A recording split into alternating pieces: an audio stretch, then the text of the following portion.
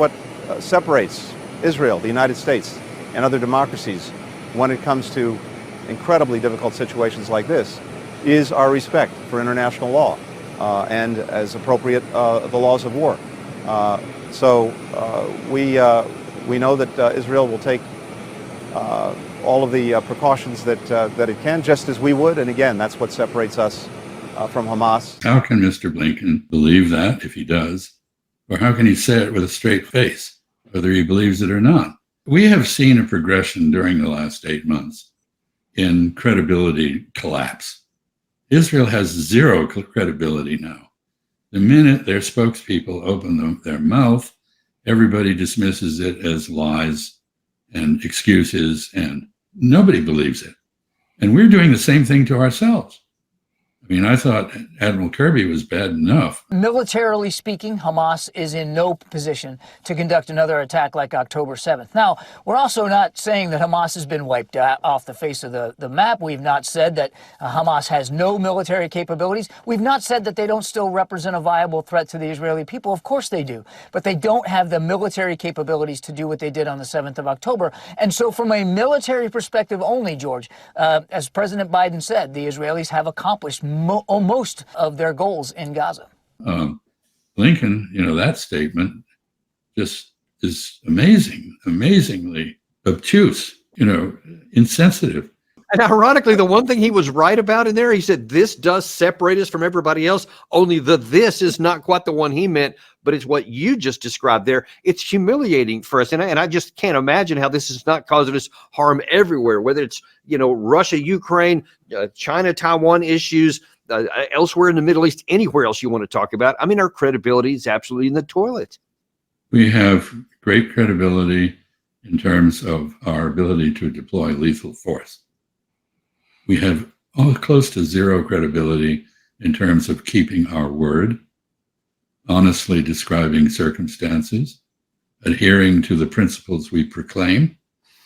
We have something that Mr. Blinken touts, which is called the rules-based order, where we make the rules or don't, and we decide to whom they should apply or not, and we decide whether we'll follow them or not, and mostly we don't follow them.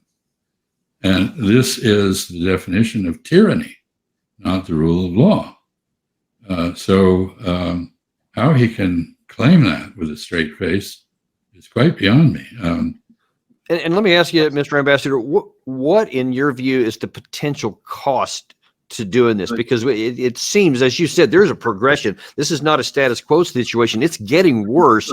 Where can this go? And what are the real problems that it could cause the United States? Well, I think it's causing huge problems. When was the last time you saw a foreign policy success or a diplomatic success for the United States? Has Mr. Blinken been able to deliver anything in that sphere? He's our chief diplomat. Has he done anything, achieved anything? I mean, you can't, if you lose people's trust, in your own life, you lose somebody's trust, it's very, very hard, and it takes a lot of time to get it back.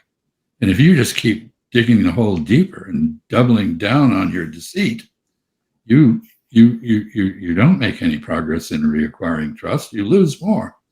That's where we are. Now, if we're going to operate, we think we're going to operate as the global regulator, which is what the rules-based order presupposes. I don't think a lot of Americans actually want to be the world regulator at this point. Yeah. But if we're going to try to do that, we need to have some credibility. If you're going to lead, you got to have integrity, you got to have honesty, you got to have charisma. I don't see those in our current foreign policy. And that has to apply to our adversaries as much as to our allies. And well, right now, yeah. not to neither. No, I mean, there are two questions. One, are your adversaries going to believe your word when you state it? And I would suggest that they don't.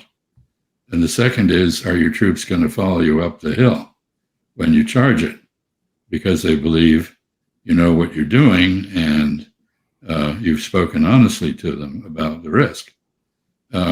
So you've got, your adversaries, if they don't trust you at all, won't deal with you. except he'll do something underhanded to get you. And your followers, meaning your allies, your friends, won't follow you. We don't have an automatic followership in the world anymore.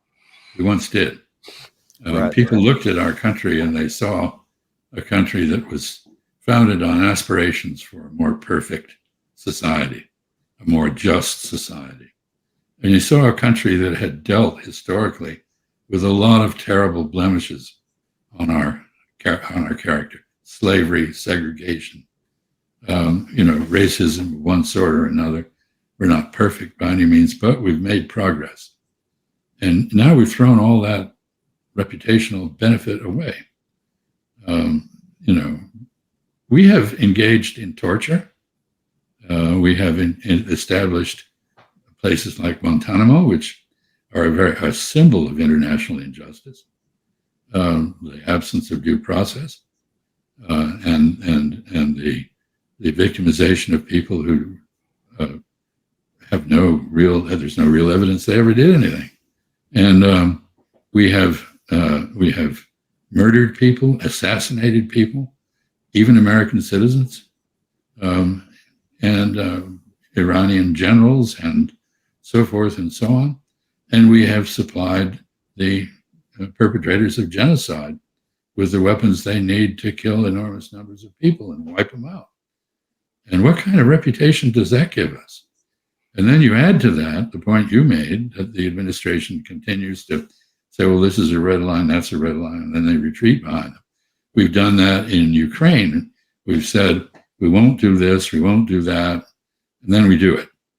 And we are now poking our finger in the bear's eyes.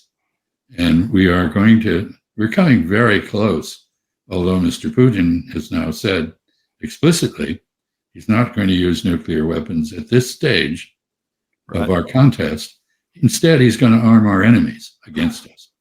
Now, that's a major achievement on our part. We have 800 bases around the world. Did he say he was going to arm states, or did he include non-state actors in this? And if he did include states, is that China, that he's going to open the floodgates to Russian military technology to the Chinese? Or is it Iran, which we've designated as an enemy? Or what is this? Or is it again Cuba? There's a Russian. And I'll tell you, one of the things that worries me is the potential is, what about some of these drug cartels that we're talking about going after? It's not out of the question that they could not find some Russian arms in their possessions, and they used on our. I don't know what he's going to do, but I go back to the point that the basic principle of statecraft is to minimize the number of enemies you have, and to not have them spend all their time thinking about how to do you in. Number one. Number two, don't push your enemies together. Keep them divided. Well, we have pushed everybody together against us now. And, I think the Middle East is a fertile space for Mr. Putin to play at this game, but it's not the only one. Not the only one. Our own hemisphere is the Venezuelans, the Nicaraguans, the Cubans, the Bolivians. These are countries and governments we've been after. I don't suppose they would refuse an offer of Russian support. Anyway. Yeah, but all that's just going in a bad direction for the United States, which is the real consequence to this collapse of credibility, as you termed it, or the death of diplomacy, as I wrote something not long ago on that very topic here. And it really causes me a lot of concern about our future. I'd like Mr. Blinken, Secretary of State Blinken, to provide a statement of U.S. objectives and the benefits we will gain from the policies he's espousing, not a list of benefits to Israel.